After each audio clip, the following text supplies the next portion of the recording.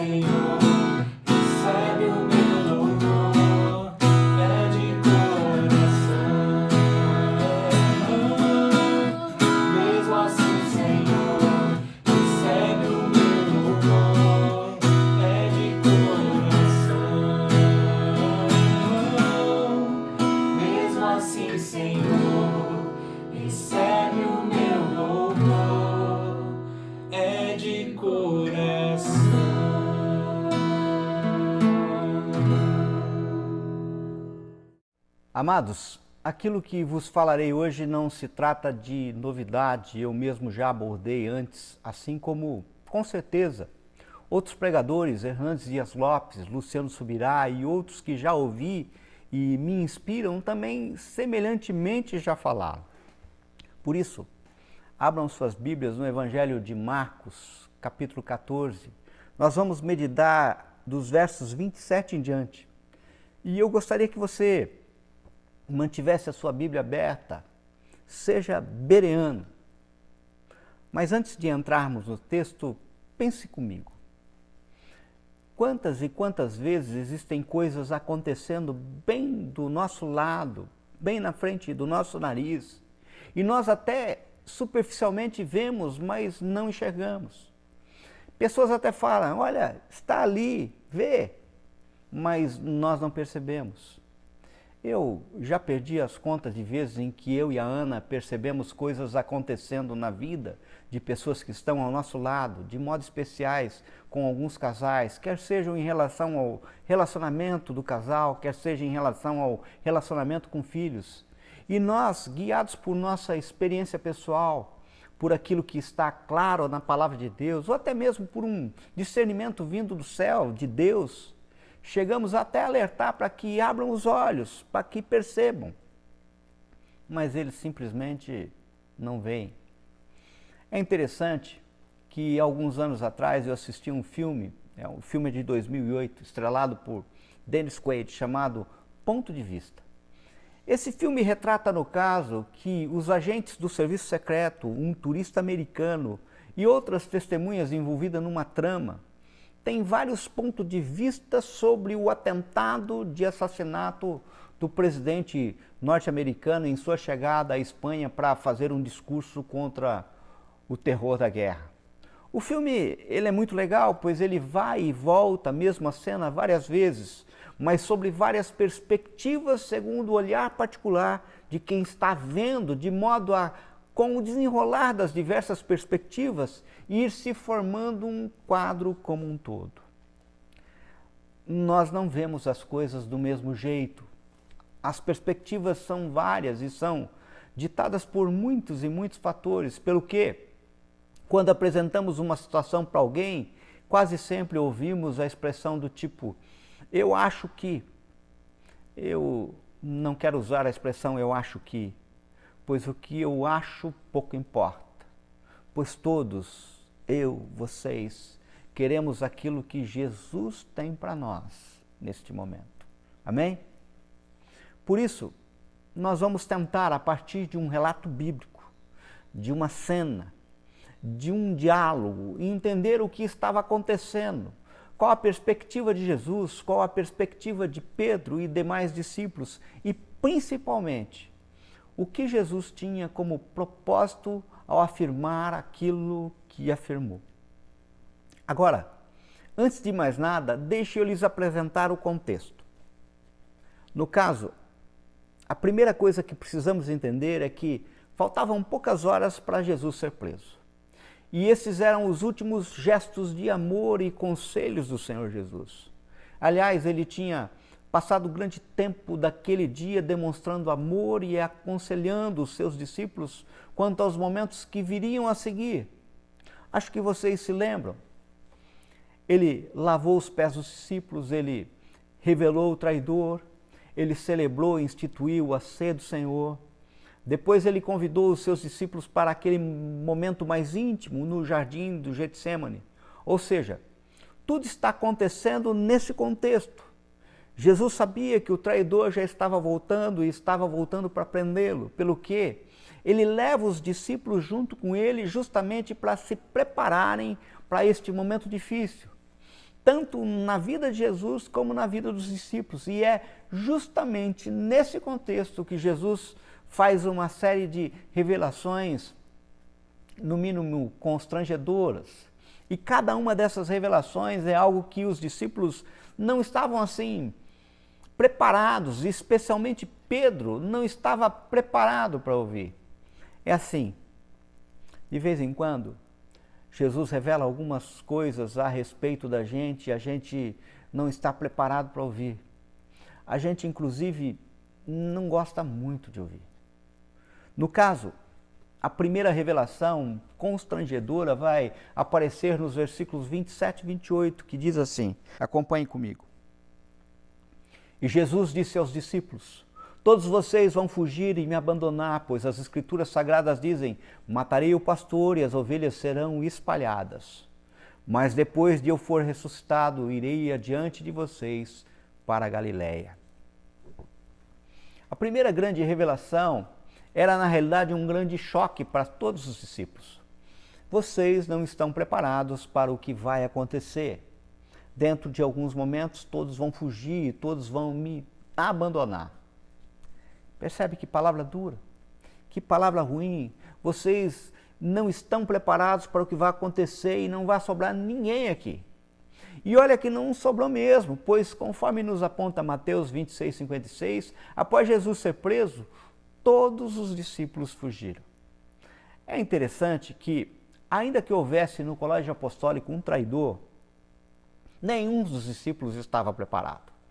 E naquele momento eles não estavam em condições de enfrentar a perseguição que se levantaria contra Jesus e contra eles próprios. E no caso, aquilo que Jesus vai falar aqui parece quase que inconcebível à mente dos discípulos, porque o compromisso e a fé que eles possuíam de alguma maneira iria ficar abalada no meio daquela pressão da vida. O medo iria tomar o lugar do compromisso e da fé. E aqui uma grande lição para a vida cristã, para as nossas vidas. Uma lição é a seguinte: por mais capacitados que sejamos, não importa quanto tempo de discipulado você fez, por melhor que tenham sido os seus discipuladores, mestres da fé, olha que não teve melhor mestre na fé do que Jesus. Há enfrentamentos que a vida proporciona, que podem nos abalar e nos abala. Garanto que, se você olhar para a sua vida, você vai encontrar alguns momentos na sua vida em que você levou uma burdoada e você ficou meio tonto, ficou abalado. E aí, como é que é? Como é que funciona?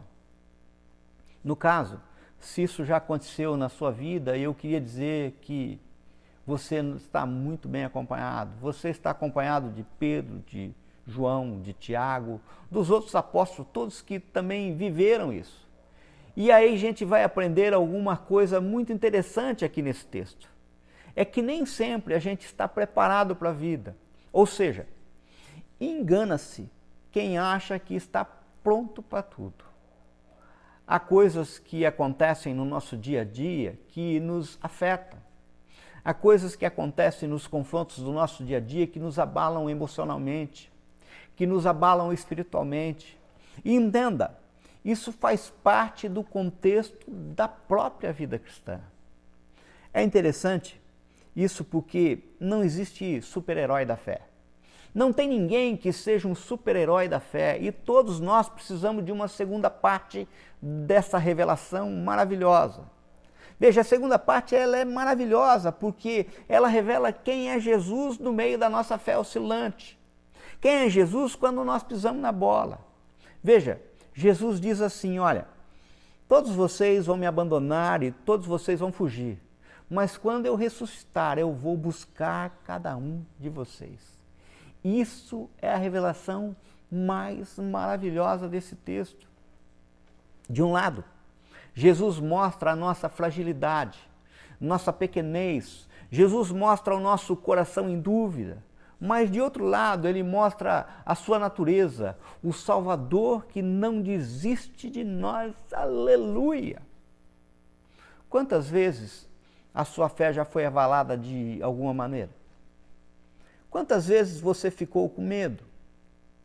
Quantas vezes você não entendeu o que estava acontecendo na sua vida? Nunca aconteceu? Será que isso foi só comigo? Entenda, com isso você até imagina que seria motivo para Jesus se enfurecer com você, mas ao contrário, esse Senhor te ama ao ponto de ir atrás de você. E é tão bonito isso, sabe por quê? Porque alguns estão lá em Jerusalém depois da ressurreição, mas outros estão no caminho de Emaús. Estão indo embora, desistindo de tudo. E daí aquela parábola das 99 ovelhas que ficam no aprisco e o Senhor vai em busca daquela que está perdida, se cumpre. Acontece justamente com os seus discípulos e ele deixa o rebanho em Jerusalém e vai caminhar um dia inteiro com os dois no caminho de Emaús, que estavam com sua fé abalada e ainda trabalha de uma maneira tão sutil que vai expondo as Escrituras e mostrando através das profecias do Velho Testamento que o Cristo tinha que morrer e ressuscitar. Que Deus maravilhoso é o nosso Deus! Isso é incrível! Como costuma dizer o Pascoal Piragini, isso é tremendo, é maravilhoso. É interessante, porque a fé é algo importante na nossa vida. E sem fé é impossível agradar a Deus, Hebreus 11:6. Mas até quando a nossa fé oscila, até quando vacilamos, o Senhor nos ama. E o Senhor vai atrás da gente, vai tratar o nosso coração, assim como está fazendo com você agora mesmo, que me ouve. Há coisas que a gente não consegue entender, que acontecem na vida da gente e a gente não entende. Há coisas que a gente não consegue explicar. Há situações que nos afetam de tal maneira que a gente se sente perdido. Isto apesar de toda orientação, apesar de todo cuidado, apesar de toda profecia. Mas o amor de Jesus pelos seus discípulos não mudou. O amor de Jesus por nós não muda, gente. Aleluia por isso. Jesus desejava preparar os seus discípulos para esses momentos e dar-lhes a certeza de que nada pode nos separar do amor dele, a não ser que nós mesmos. Ou seja, a única coisa que pode nos separar do amor de Deus é se um dia você decidir que não quer ser amado por Ele. Porque enquanto houver no seu coração uma abertura para que Jesus possa te alcançar lá no caminho de Emaús e trazer você de volta, acredite, Ele vai fazer isso. Essa é justamente a convicção do apóstolo Paulo, revelado lá em Romanos, capítulo 8, verso 35 a 39, um texto maravilhoso. Quem nos separará do amor de Cristo? Será tribulação, ou angústia, ou perseguição, ou fome, ou nudez, ou perigo, ou espada? Como está escrito, por amor de ti enfrentamos a morte todos os dias. Somos considerados como ovelhas destinadas ao matadouro. Mas em todas essas coisas somos mais do que vencedores por meio daquele que nos amou. Pois estou convencido que nem a morte, nem a vida, nem anjos, nem demônios, nem o presente, nem o futuro, nem qualquer poderes, nem a altura, nem profundidade, nem qualquer outra coisa na criação será capaz de nos separar do amor de Deus que está em Cristo Jesus, nosso Senhor. Esse é o meu Jesus. Esse é o seu Jesus. Eu não sei quanto a vocês, mas em minha vida, nos momentos de maior fraqueza, mais difíceis, foram justamente os momentos em que eu percebi as maiores revelações do amor e do poder de Deus. E isso simplesmente me constrange. O amor de Jesus por mim é simplesmente inexplicável, eu não consigo entender. Como é que alguém pode me amar do jeito que Ele me ama? Querido, querida, olha para a tua história. Quantas vezes nos momentos em que você se achava tudo perdido, tudo acabado, você não conseguia crer em mais nada, que você estava desesperado, desesperada, daí de repente vem a unção da graça de Deus, vem a visitação do Espírito Santo, às vezes vem as soluções, muitas vezes vem o sentimento de uma presença consoladora e a gente se sente fortalecido. Isso porque o amor supera todo medo, está lá em 1 João 4,18. Veja, não é qualquer amor, é justamente o amor de Deus que supera todo medo, encobre todo medo e pecado. A segunda revelação que esse texto vai nos apresentar vai aparecer no verso 29 a 31. Acompanhem comigo. Então Pedro disse a Jesus: eu nunca abandonei o Senhor, mesmo que todos o abandonem. Mas Jesus lhe disse: eu afirmo a você que isso é verdade. Nesta mesma noite, antes que o galo cante 2 vezes, você dirá 3 vezes que não me conhece. Mas Pedro repetia com insistência: eu nunca vou dizer que não conheço. mesmo que eu tenha de morrer com o Senhor. E todos os outros discípulos disseram a mesma coisa. A segunda revelação surge diante da veemente contestação de Pedro. Jesus disse: olha, todos vocês vão me abandonar. Mas Pedro vai dizer: de jeito nenhum. Está pensando o quê? De jeito nenhum. Nem que tenha que morrer, não vou abandoná-lo. E daí Jesus profetiza: olha, antes que o galo cante 2 vezes, você vai me negar 3 vezes. Vem cá, pense comigo. Eu não acho que Pedro estivesse falando da boca para fora. Acredito que ele estava sendo sincero na sua confissão de compromisso com o Senhor. A Bíblia nos revela que Pedro entendia que amava Jesus e amava Jesus até mais do que os outros discípulos, que não tinham ninguém no colegiado apostólico que amasse mais Jesus do que ele. Esse era o sentimento de Pedro. Isso está revelado lá em João 21:15. Isso fica muito claro quando diz assim a palavra de Deus. Quando eles acabaram de comer, Jesus perguntou a Simão Pedro: Simão, filho de João, você me ama mais do que esses outros me amam? Veja, isso era o que Pedro pensava. Jesus vai e toca na ferida. Sim, o Senhor sabe que eu amo o Senhor, respondeu ele. Então Jesus lhe disse: tome conta das minhas ovelhas. Agora, veja, havia aqui um problema que Pedro não estava capaz de perceber. É que o nosso compromisso com Jesus não depende apenas das nossas convicções, da nossa amizade ou intimidade com Ele, ou da nossa disposição de matar ou morrer por uma causa. O que Pedro teria que aprender é que não vencemos as batalhas da fé com armas da nossa própria carne. A batalha da fé é espiritual, é contra principados e potestades e é um enfrentamento com as trevas. É interessante que fica muito claro isso numa das narrativas dos evangelhos, quando Jesus diz no momento em que vai ser preso que essa é a hora das trevas. Está lá em Lucas 22:53. Ou seja, essa é a hora que o príncipe deste mundo tem autoridade para agir. Vejam, queridos, a gente vai enfrentar batalhas espirituais na nossa vida em que a gente vai se deparar com a hora das trevas, e não adianta a gente tentar enfrentar a hora das trevas com as armas que a gente está acostumado a usar.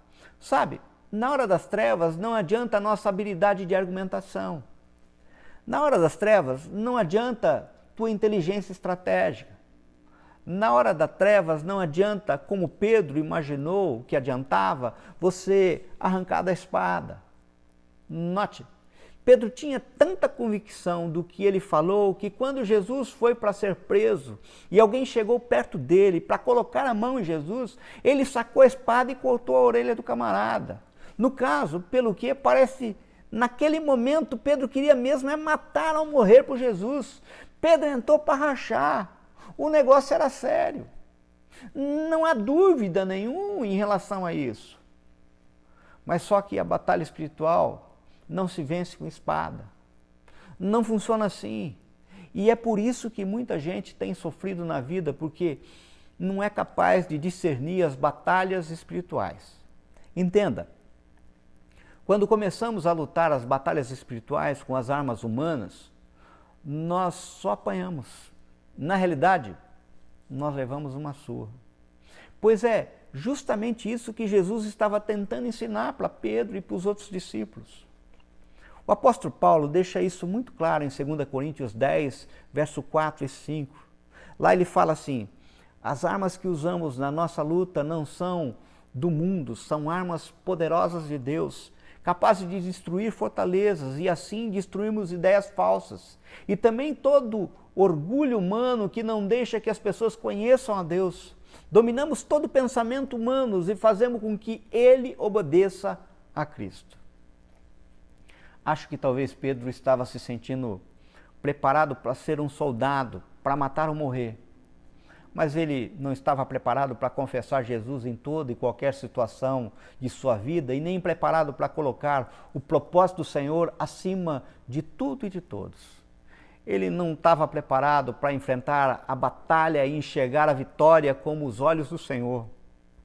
Amado, a vitória se daria quando Cristo morresse na cruz, mas depois de 3 dias ressuscitasse, ocasião em que todo o principado e potestade seria colocado debaixo dos seus pés, como foi. Aleluia por isso.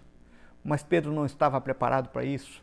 Ele estava imaginando que a vitória era entrar numa guerra com espada na mão. Amados, olhe bem aqui para mim. Agora eu cheguei no ponto em que eu queria chegar. Eu tenho visto tanta família sendo destruída porque simplesmente não é capaz de discernir batalha espiritual. E aí vira uma guerra dentro de casa e a gente só vê a espada levantada. E se a espada levantada fosse a Bíblia, mas não é. É a espada da discussão, é a espada dos meus direitos, é a espada da vingança, é a espada do eu falando mais alto. Amado, amada, entenda de uma vez por tudo. Tem batalha que você não vai vencer enquanto você não entender que as armas que vão fazer a batalha ser vencida são espirituais e não carnais. Que a gente vai ter que usar as ferramentas da graça. Que a gente vai ter que usar de misericórdia. Que a gente vai ter que usar de perdão. Mas também ferramentas do poder de Deus, ferramentas da oração, ferramentas da intervenção. Amados, entendam, pelo amor de Deus, que existem lutas que só Deus em seu poder pode vencer. Não vai adiantar psicanálise, não vai adiantar advogado, não vai adiantar dinheiro, não vai adiantar nada que você faça em que o Senhor não esteja no controle e à frente. Na realidade, nós precisamos de anjos do Senhor entrando na guerra junto com a gente. Satanás veio para matar, roubar e destruir, e ele quer acabar com o seu casamento. Ele quer acabar com seus filhos, ele quer acabar com a sua família. Quando é que você vai entender isso de uma vez por todas, que não dá para vencer essa batalha com suas próprias forças? Não dá para vencer do seu jeito. Ora, justamente porque Pedro não estava preparado para discernir esse tipo de batalha, ele vai negar Jesus 3 vezes naquela noite. E aquilo que parecia ser inconcebível, ele faz porque ele não está preparado para a batalha. E eu tenho visto muita gente que se aponta temente a Deus, e nem duvido disso, a exemplo de que não duvido do amor de Pedro, fazendo coisas inconcebíveis, isso simplesmente porque não estão preparados para a batalha. Observe, a grande lição é que só vencemos as batalhas da fé se aprendermos a usar as armas espirituais que o nosso Senhor coloca à nossa disposição. E que toda vez que tentamos vencer com as nossas armas, não só perderemos, como geramos mais confusão e dor em nós mesmos e nos outros. Há batalhas, queridos, que a gente só vence no poder do Espírito Santo. Entenda isso. A terceira revelação e lição que vamos aprender hoje vão aparecer de modo especial nos versículos 32 até o 38, que no caso fecha o conjunto de ideias que Jesus estava querendo ensinar. Diz assim o texto, Jesus e os discípulos foram a um lugar chamado Getsêmani, e Jesus lhe disse, sente-se aqui enquanto eu vou orar.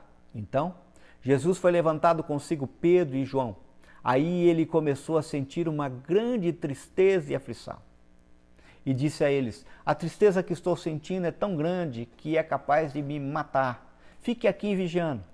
Ele foi um pouco mais adiante, ajoelhou-se, encostou o rosto no chão e pediu a Deus que, se possível, afastasse dele aquela hora de sofrimento. Ele orava assim, Pai, meu Pai, Tu podes fazer todas as coisas, afasta de mim esse cálice de sofrimento. Porém, que não seja feito o que eu quero, mas o que Tu queres. Depois voltou e encontrou os 3 discípulos dormindo, e então disse a Pedro, Simão, você está dormindo? Será que não pode vigiar nem 1 hora? Vigiem e orem para que não sejam tentados. É fácil querer resistir à tentação, o difícil mesmo é conseguir. Notem, a terceira revelação constrangedora é que os discípulos, mais especialmente Pedro, não era capaz de vigiar em oração nem 1 hora com Jesus. Entenda, aquele tempo no jardim não era só para Jesus, mas era também para os discípulos, para que eles pudessem entender que o poder para os enfrentamentos espirituais, para discernir os propósitos e processos que Deus escolheu para a sua obra e para enfrentarmos as horas das trevas, estava justamente nesse tempo de comunhão com o Senhor em oração. Ou seja, o poder vem do tempo em que viajamos em oração. Mas sabe por quê? Porque a nossa carne é fraca demais para esse momento, para esses enfrentamentos. Considere também que, na língua hebraica, o aramaico, repetir 3 vezes a mesma coisa é igual ao superlativo da língua. Qual é o máximo do máximo? Ou seja, que se eu quisesse dar uma ênfase a algo, eu repetia 3 vezes. Pelo quê? Ao Jesus repetir 3 vezes a mesma cena que encontra Pedro dormindo, é como se Jesus estivesse dizendo: Pedro, veja, isto é sério, é o máximo do máximo. Em segundo lugar, quantas vezes Pedro negaria? Percebe? Veja, tem uma mensagem muito particular que Jesus estava dizendo para Pedro, mas que eu preciso ouvir e que você precisa ouvir. Preste atenção. Pare de contar com você mesmo. Tem hora que temos que ouvir e justamente isso, pare de contar com você mesmo. Você confia no seu taco? É para você que Deus está falando isso. Pare de contar com a sua força. Entenda, você, Pedro, João, Maria, José, o que você precisa é do poder do alto e eu vou derramar sobre você quando o Espírito Santo vier sobre a tua vida. E para isso você vai ter que aprender uma lição. Vigia pelo menos 1 hora. Prestem atenção. A gente tem perdido tantas batalhas, mas tanta batalha, porque a gente não tem aprendido a usar as ferramentas da graça de Deus para essa vitória. Entenda, a vitória vem daquilo que Deus determina no seu trono. A Bíblia diz que há lutas que a gente enfrenta e não estamos percebendo porque o príncipe deste mundo cega o entendimento das pessoas e elas não conseguem enxergar. Não é invenção minha. Está em 2 Coríntios 4,4. Mas ao mesmo tempo nos aponta que as armas espirituais que nos são disponibilizadas são eficientes contra as ciladas do inferno.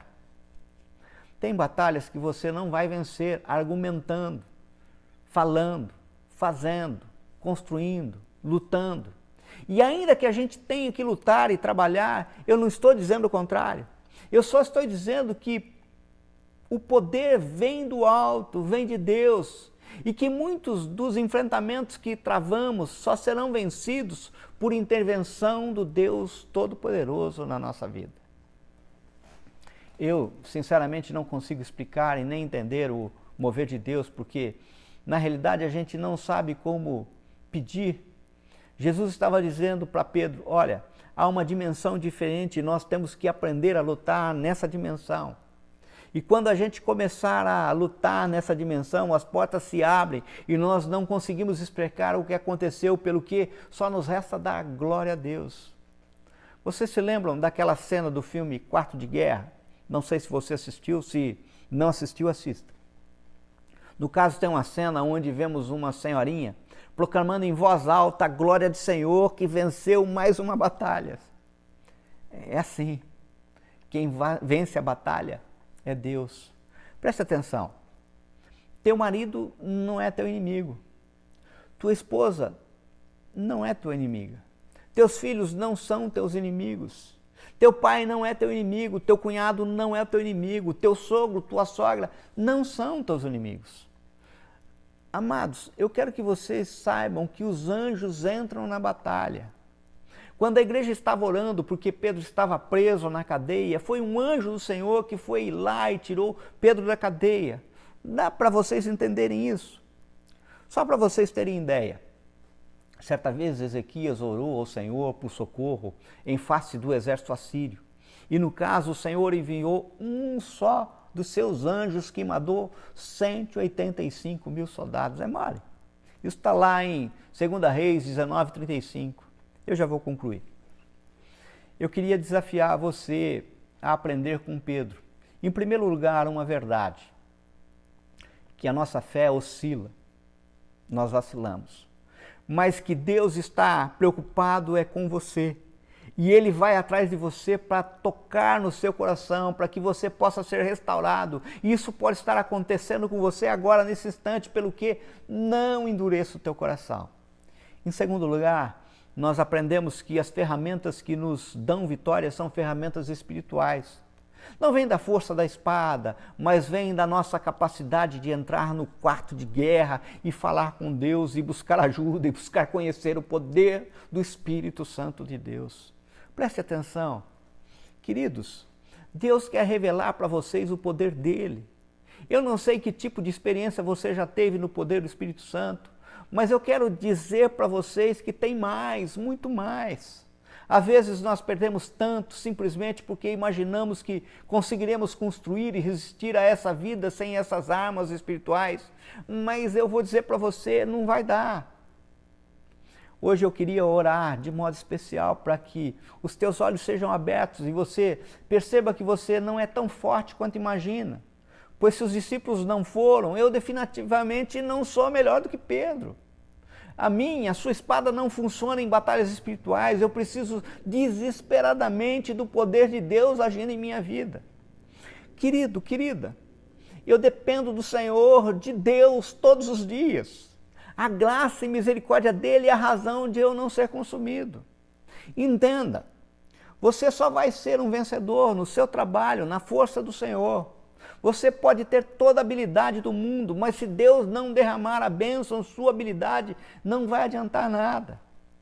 Você só vai ser um vencedor no seu casamento, na força do Senhor. Você pode ter toda a vontade do mundo que dê certo, mas se você não derramar a bênção, e a vontade não vai adiantar de nada. Nós precisamos da graça de Deus.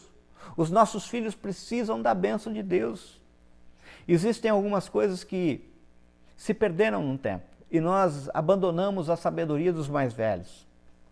Vocês se lembram quando os filhos e os netos chegavam diante dos pais, dos avós, dos tios e pediram a sua bênção? O que eles diziam? Deus te abençoe. Porque o único que detém a bênção é o Senhor. Quando abençoamos, abençoamos em nome de Deus, em nome de Jesus. Você só vai ser um vencedor na força do Senhor. Para de confiar no seu talento. Você precisa da graça e da misericórdia de Deus e o primeiro passo é reconhecer isso. Amado, amada, você pode ser o pai e a mãe mais maravilhosa do mundo, mas não tem pai ou mãe que não erre muito, não é pouquinho não, erre muito, mesmo sem querer. Por isso, nós precisamos da bênção de Deus para guiar os nossos filhos, sobretudo no mundo em que vivemos hoje. Tem lutas que estão acontecendo agora na sua casa que você precisa da bênção de Deus para vencer. Mas daí você vai ter que aprender a vigiar com Jesus pelo menos 1 hora. É interessante que existem muitos e muitos casais que entram em crise, daí se acham autossuficientes, não querem ajuda de ninguém. Buscam no máximo a ajuda profissional de uma psicanálise conduzida por um não cristão, buscam orientação profissional de um advogado, mas são incapazes de dar ouvidos àqueles que os amam e, pasmem, jamais se dedicaram a vigiarem 1 hora com Jesus. Não oraram junto pela causa e não pediram a bênção de Deus como deviam, não vai dar certo. Queridos, quanto tempo mais vamos demorar para entender que não dá para dormir no ponto? Que nos dias de hoje as horas são de trevas, precisamos vigiar com Jesus em busca da sua graça. E que isso não pode ser só um evento, mas que tem que ser um estilo de vida. Para terminar, no domingo passado eu estava conversando com um amigo mais chegado que irmão e no caso falávamos da triste situação do povo brasileiro no meio dessa pandemia e para piorar falávamos ainda do que tem preocupado mais nesse cenário econômico e político horrível que estamos vendo. São as coisas absurdas que estão acontecendo em todos os níveis. Corrupção generalizada e absoluta falta de justiça. No caso, falávamos que deveríamos tomar uma posição enquanto cidadãos. Agora, quando estava meditando sobre essa palavra, me veio a lembrança aquilo que Deus falou a Moisés lá no monte, no momento em que o convocou para libertar seu povo. No caso, por 2 vezes Deus disse que tinha ouvido o pedido e do socorro do seu povo. Está lá em Êxodo 3, 7 e 9. Pelo que, em detrimento de qualquer movimento lícito e pacífico, enquanto cidadãos, não podemos, em hipótese alguma, esquecer que há uma batalha espiritual sendo travada e que para vencermos essa batalha precisamos começar com os joelhos no chão. Pois o Deus de hoje é absolutamente o mesmo Deus que ouviu o clamor do povo hebreu e os libertou do jugo que os oprimia. Vamos orar? Pai, que o Senhor se revele de forma sobrenatural a cada um que ouviu essa mensagem. Somos gratos porque temos um Deus que nos alcança no caminho de Emaús. Senhor, nos dê especial discernimento para entendermos de forma clara que nossa luta não é contra sangue e carne, mas sim principados e potestades. Pai, do mesmo modo que teu povo clamou por socorro lá no Egito, clamamos por socorro ao nosso país. Livra-nos da corrupção em todos os setores da sociedade. Alcança com sua mão poderosa todas as autoridades constituídas. Faz resplandecer sobre nossa nação a tua mão de justiça, misericórdia e graça. É o que te pedimos, em nome de Jesus. Amém? Meu querido, minha querida, chegamos ao fim de mais um culto. Eu espero que a mensagem de hoje, o louvor, tenha falado ao teu coração, tenha produzido transformação. Bem sei que temos vivido momentos difíceis no nosso país, temos recebido constante ataque do inferno contra a nossa casa, a nossa família. Estamos em plena batalha espiritual. Mas o que nos conforta é que o Senhor nos disponibiliza armas celestiais para o combate. Então que nós estejamos agora preparados em oração ao Senhor. Estejamos agora guerreando uma batalha santa. Continue orando pelas autoridades constituídas. Continue sendo obediente às leis. Continue sendo obediente ao Senhor. Que os seus filhos sejam agasalhados pela presença manifesta do Espírito Santo de Deus. Que aonde você for e colocar a planta dos pés, você seja a presença genuína de um cristão que faz diferença na vida. Que a graça do nosso Senhor Jesus Cristo, o imenso amor de Deus e a consolação do Espírito Santo esteja com você e com todo Israel de Deus espalhado na face da terra, hoje e todo sempre. Amém, amém e amém. Fique em paz. Deus te abençoe.